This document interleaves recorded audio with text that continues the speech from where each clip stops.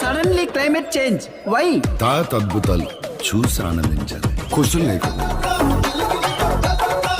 ఏదో గుర్తుండిపోయి పని చేయాలి, సంచలనం అయిపోవాలి.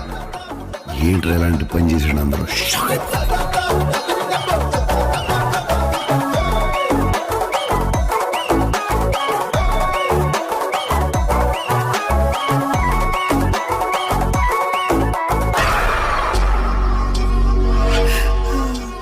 ఇక నా వల్ల కాదు.